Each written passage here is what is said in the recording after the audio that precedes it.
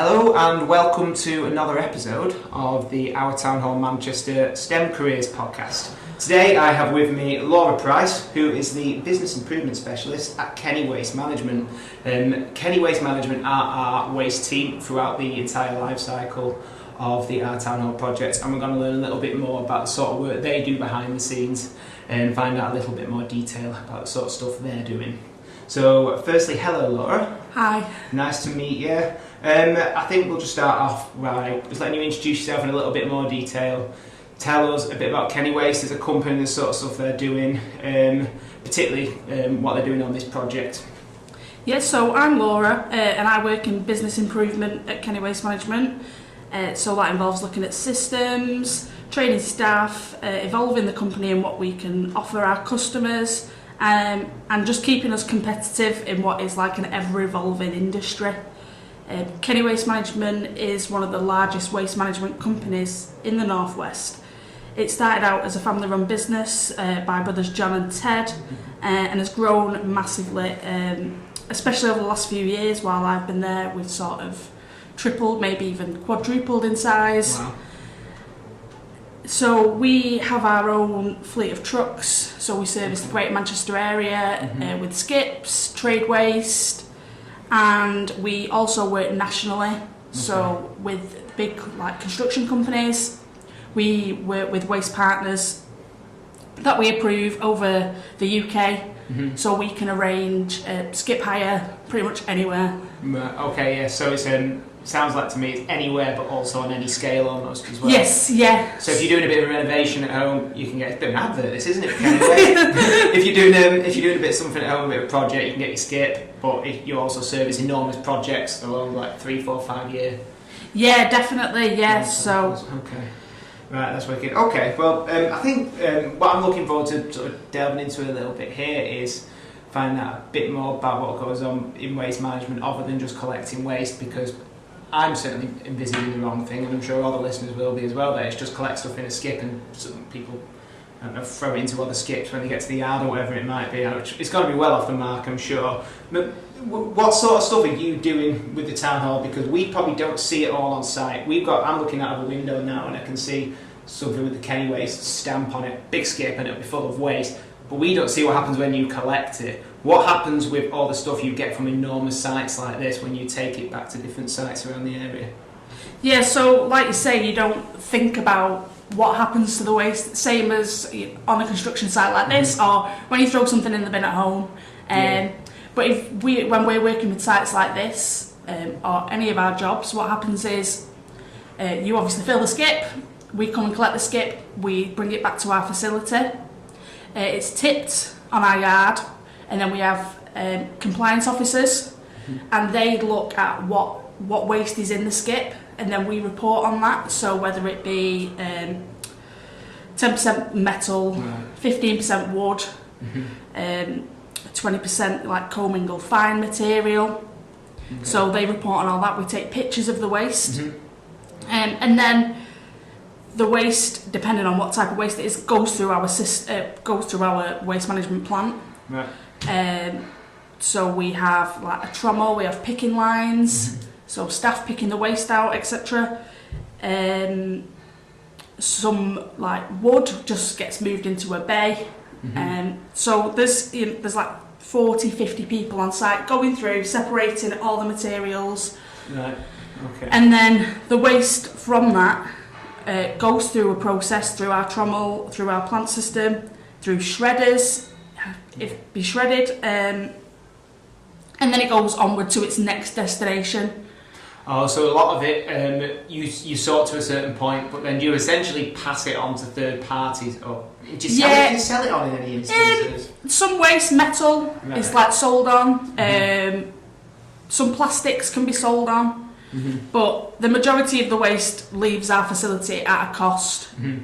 So once it's gone through the system, it comes out as like what's left, let's say, is like a fine material, and that then gets sent to another processing plant which might burn that for fuel, Right. The bare minimum will end up in landfill, things that we can't recycle, mattresses, Right, yeah. stuff like that, tyres, Okay. rubber, things that can't be burnt, does have to go in landfill, but the majority of the waste leaves. So, for example, the wood.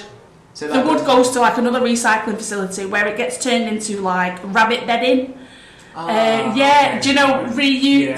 So that then is like reused. It's So you'll have, with certain elements of waste, like the wood, you'll have 100% confidence that that's going and it's getting recycled and reused. yeah. So we have different outlets for different types of waste, Okay. and then so we essentially separate the waste, make sure the right stuff is going to the right places, and making sure that to the maximum potential we can, it's all diverted from landfill.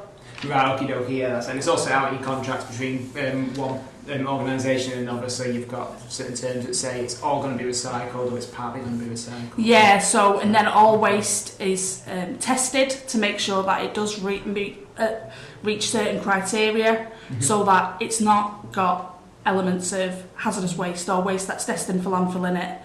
So when, like I say, we come up with this end product that's like a fine material that can be a combination of, anything, dust sweepings that the site lads have when they've swept up at the end of the day, and obviously that's made up of millions of different things, so that has to be tested to make sure that it's safe for the environment. Of course. For depending on where it goes, and obviously if it is a hazardous type of waste. So I'm going to go back to something you said a couple of minutes ago. You said that when it first comes in that someone to some degree measures what's there and it'll be 30% of this material, 30% of that material. Yeah. It then goes off and gets sorted. But what happens with that sort of data? So you've got someone collecting that data. So what use is that? The data is collected. It goes into our system that we use, and then we populate our system with what happens to that waste. So the wood, 100% of the wood is recycled. You've got non-recyclable mixed waste. 99% of that is recovered, 1% of that goes to landfill. So we then have the densities which we work on, which tell us the estimated weight of that waste. Right. So the visual overview is like based on volume. So that skip is 15% wood on vision, but it's not necessarily 15% of the waste, because if you had a skip 100% polystyrene, it wouldn't weigh the same as a skip that was 100% wood. Oh, of course, yeah. So then we calculate, based on the density and the weight of that skip, what the weight of that material should be. Right. Yeah, a lot more goes on than 90k, that's for sure. We've not really started yet. So before we sort of get into the sort of science, tech, and engineering elements of all this, can you tell us a little bit about your sort of career path up to this point? How you got into the industry, and not just how you got into the industry, but perhaps a little bit about what sort of career paths there are at the minute, and if anyone in your organisation is going through any learning routes. Yeah, so I started as an invoicing assistant at Kenny Waste Management. From school, I went and did a nursing diploma at college. I was adamant I was going to be a paramedic. So I did an NHS course, and we did 3 days at college, 2 days in the hospital. And then I quickly realised on my 2 days in the hospital that I was more squeamish than I thought I was. So that was sort of the end of that. So I then moved on to work in retail. I'd worked in retail part-time while I was at college, so I sort of took that full-time. And then after a few years of doing that, I sort of wanted more. I wanted something different. It was every day was kind of the same in retail. That's how I felt. So I decided to do an accountancy diploma in my spare time. And it was while I was doing that a job came up for an invoicing assistant at Kenny Waste Management. So I started there, sending the invoices out, organising waste transfer notes, and then it just sort of went from there. I progressed. I've always been quite mathematically minded, right. And like you said, you don't realise how much maths and science really is involved in what happens to the waste once you've put it in the bin or you've put it in the skip, we're analysing that. We have to make sure that we have certain tonnages of each waste type to not only ensure that we can recycle as much as we can, but also to meet Environment Agency targets, and also just to be commercially viable. Right, yeah, of course. Yeah, because you have got to get made money. Yeah, at the same time, yeah. There's not just the ethics, you have to balance ethics and commercial. Yeah, definitely. So I sort of worked my way up doing that, and now I'm in a job that I really enjoy. No 2 days are the same. Mm-hmm. We have apprentices, so we took on 2 apprentices about 4 years ago from a local high school, and one of those was in my team, and then the other one now I work quite closely with.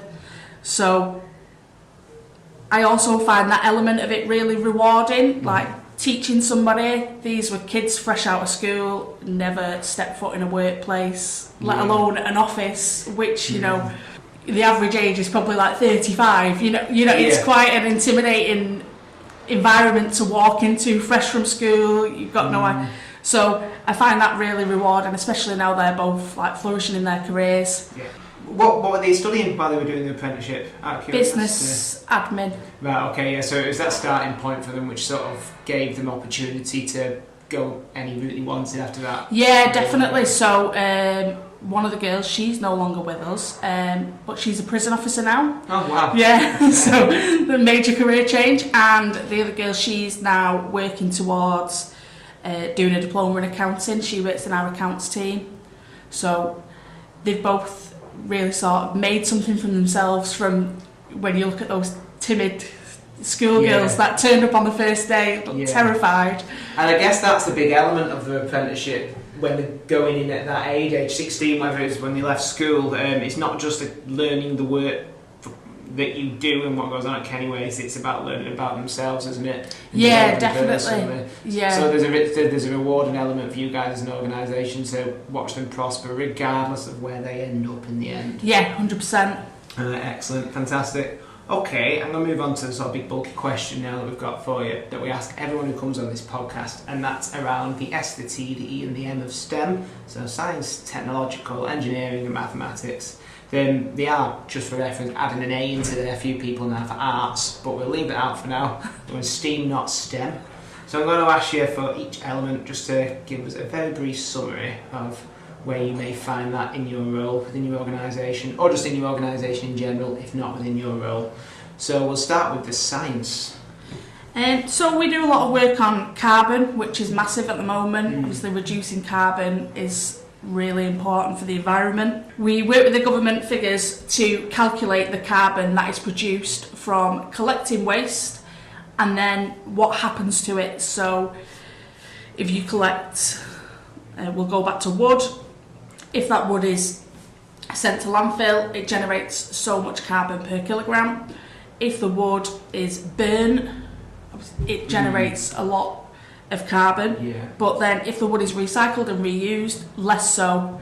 So we can use the information that we get from our compliance officers to calculate how much a site like yourselves has generated in carbon, and we can also calculate carbon savings based on if you just sent all your waste to landfill, if you'd used a company that didn't go through the waste to the nth degree. Right. Okay. And then we can look at ways to reduce that. Okay, so I'm guessing you've got a plethora of data essentially, not just sort of organisation wide, but based on every site. And do they even go down to like each skip collection?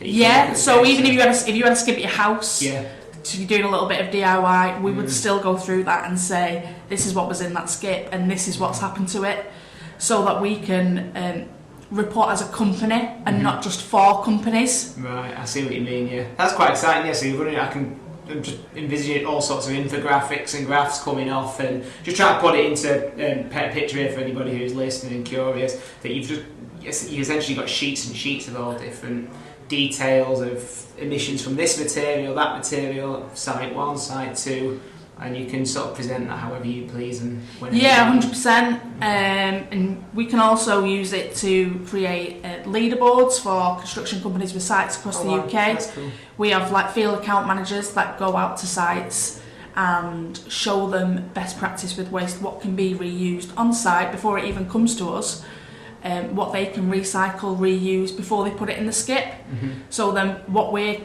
taking is back from them is just like the bare minimum that does need to go through a recycling plant. So Right. we can then use the information we've got to say, site 1, not very good.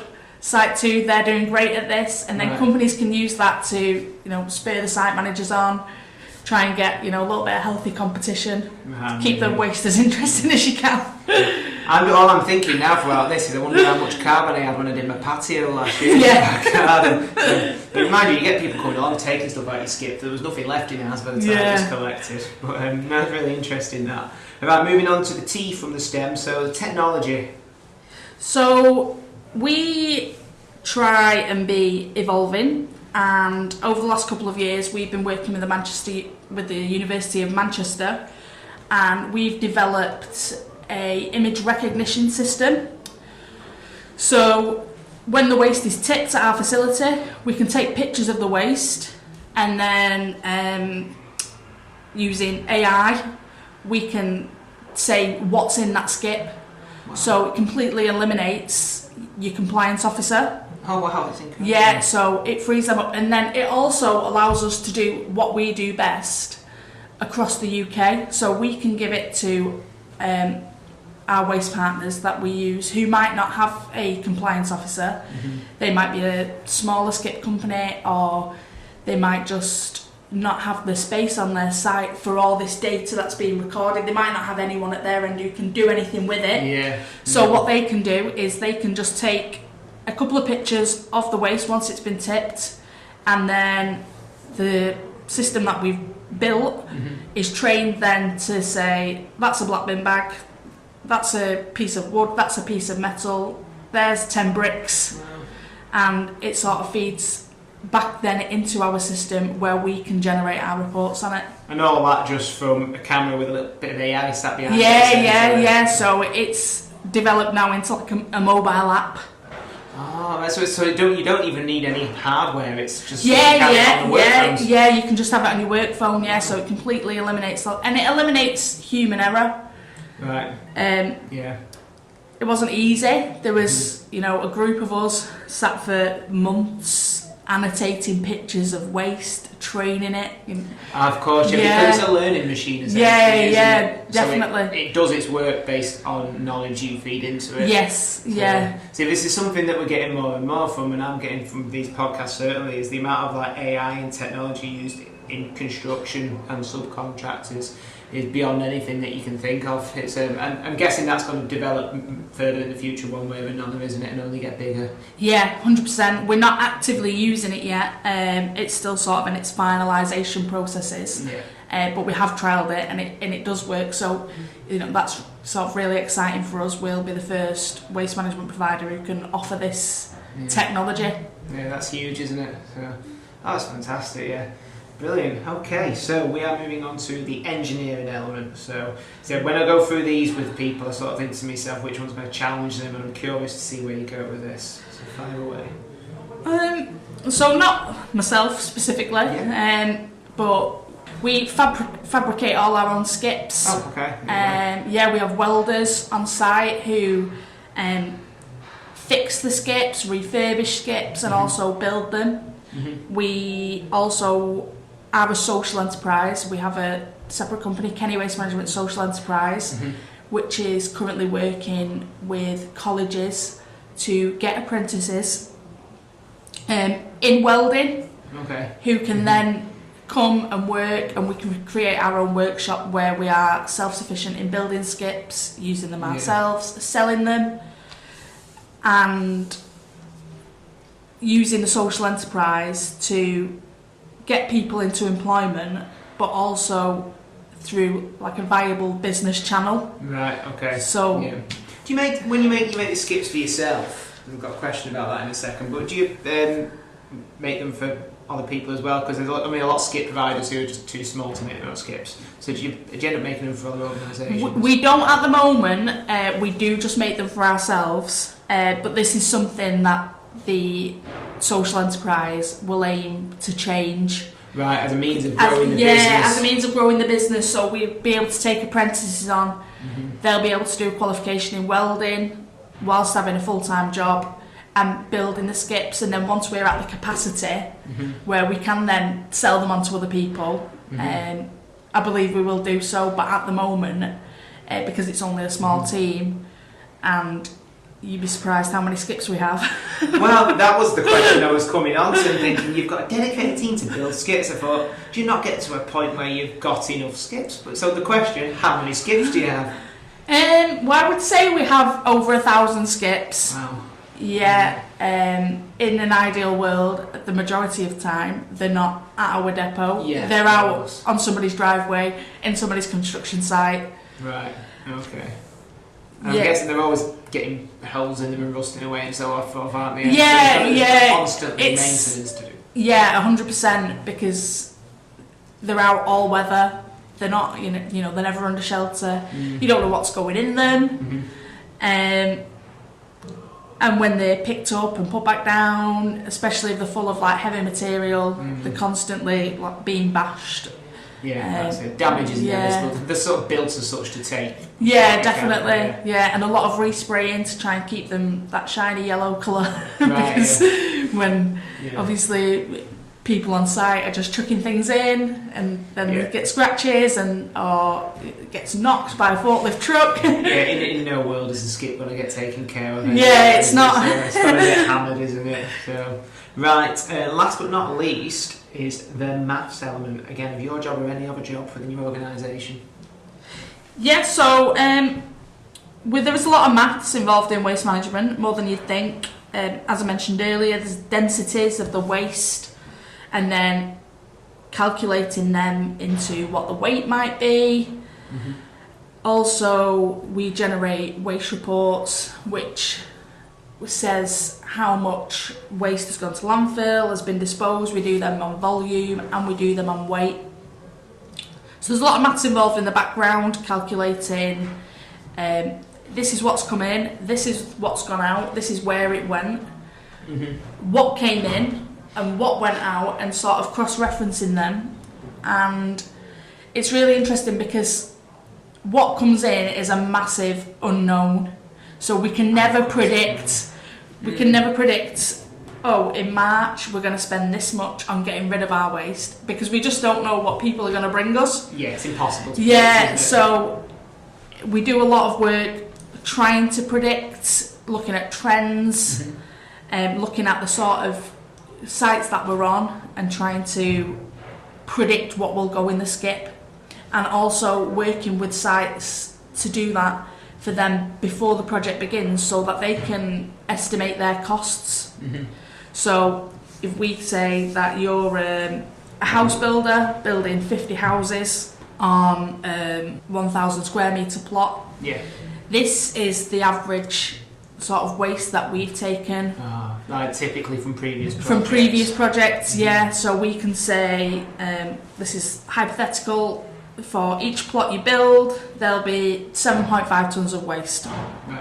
And then we can calculate how much of that waste can fit into what size container, so we can work out what's more cost effective. Right, okay. Because in an ideal world, there would be no void space in Of the skip. course, yeah. But depending on how you stack it, it's almost like a game of Tetris. If you can stack that skip to its maximum capacity, then you've won Tetris, haven't you? essentially? yeah, and Saved money. you've saved money. Whereas if you're just chucking it in as and when, and you've sort of got these big voids because you've got big planks of wood that are blocking space underneath and stuff like that, then So you'll find yourself doing these estimations for house builders, whatever it might be, but more often than not, you'll find that they do use more. Or do you sort of build that in as contingency because you know that they're not going to use sort of like maximise the use of space? yeah, so we work with the sites to try and show them how to maximise it, but also we can use the information that we've got, because we have pictures of every skip as well, and we have the weights, every container's weighed.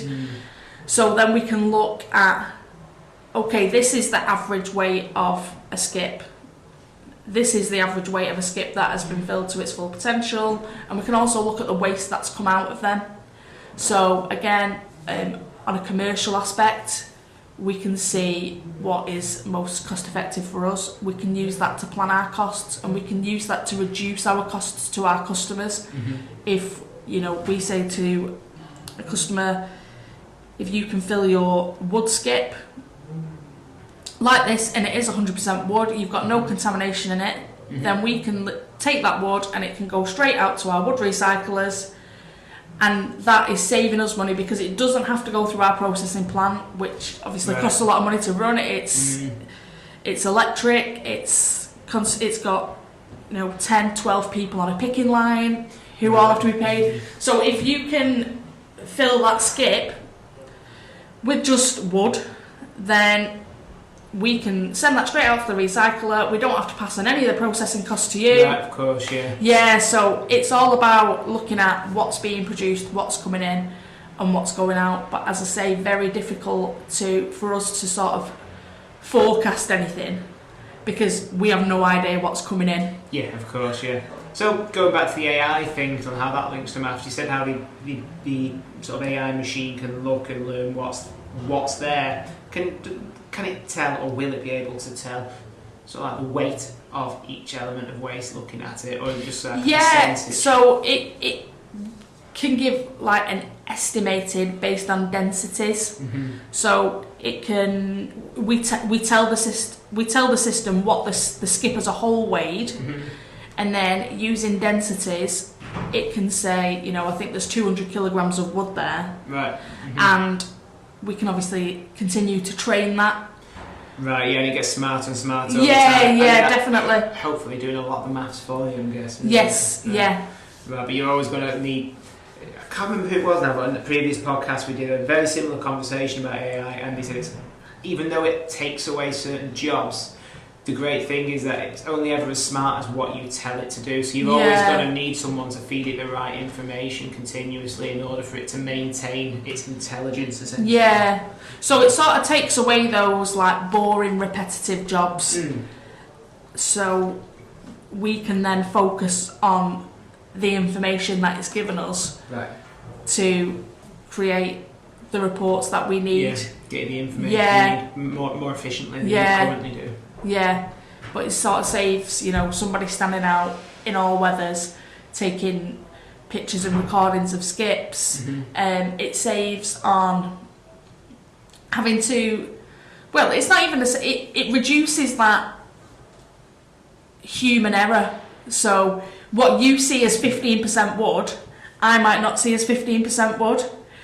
Do you get what I'm saying? So if we were both stood out there and we both did a report on a skip, we would probably 80% of the time come up with slightly different figures. Yeah, so it takes away the subjectivity, doesn't it? Yeah, definitely. Right? Yeah. And you're gonna get that machine's gonna measure the same skip over and over again and get the same results. Yeah, definitely.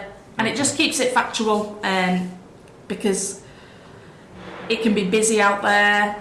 The compliance officer can be taking a picture of a skip and doing a report on a skip while there's 5 other skips being tipped. So he's like running from skip to skip, whereas sort of just going a few pictures, anyone can do it, the drivers can do it.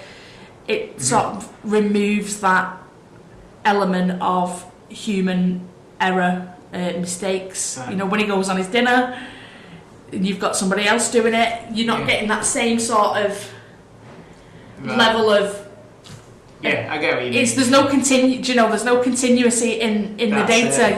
That's it, continuity. And if you suppose in a world without that AI, if you bring in a new member of the team, then they're still sort of bedding themselves into processes. So you're going to get lots of ups and downs, aren't you, without the AI? Yeah. Right, okay. That's fascinating. That really is interesting, that. Thanks a lot. Okay, so we've already spoken plenty about apprenticeships in the industry, so I'm going to jump down to our final question now. Put a bit of onus on you to sell your job and your organisation and ask you if you could give listeners one reason why they should consider a career in your trade, your industry, your particular organisation, what would that reason be? I would definitely recommend it, as no 2 days are the same. Yeah. Every day something different is happening. It's also an industry which is changing all the time. Mm-hmm. Different waste can go to different places. Again, what comes in is an unknown and will never be a known. Mm-hmm.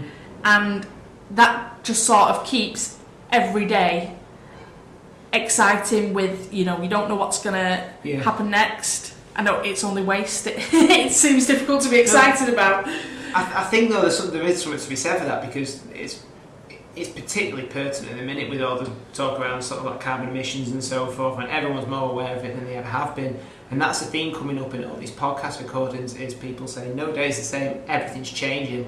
And that's because I think of the onus that's on the construction industry and its subcontractors to improve its practices, essentially, because the amount of emissions, and only sort of speaking sort of from anecdotally here, but there's more emissions coming from the construction industry than a lot of others, professional services for example. So there's a lot of weight on the shoulders of guys like yourself and your colleagues to improve practices, and that's only going to come through sort of like investing in change and technology, isn't it? Yeah, definitely. And a lot of trial and error. So we turn this machine off, what difference does that make to our electricity use? But then what difference does that make to our end product of waste, where that goes? So that's really exciting, doing a lot of work on that. Every day is like a learning day. You learn something new every day, and I just find that really interesting, and that'd probably be the reason that I would give to consider a career in my role, especially in my type of role. But in the waste industry as it is, a lot of waste companies are quite old-fashioned in the sense that it's an old family-run business, a couple of skip trucks, bring it back to the yard, sort it, send it back out. It's quite an old-fashioned industry, which now is sort of, with, like you say, carbon and all these factors, being forced to change, because waste disposal is, alongside construction, probably one of the biggest generators of carbon. Waste being burnt, waste going to landfill. So being a part of that change and trying to improve ways to reduce carbon, but also, help the environment, it's really, interesting and quite exciting. Yeah, it certainly is. You've sold it to me anyway, so if I didn't already have myself a job, then I'd be sort of looking into all these things. It really is so much more interesting than I could have imagined, so thanks for your time, Laura. You have been listening to the Our Town Hall Manchester Careers podcast. I hope you enjoyed today's recording. If you haven't already done so, go back and have a listen to some of our podcasts with our other trades, and to perhaps open your eyes to the world of STEM within the construction industry. Once again, thank you.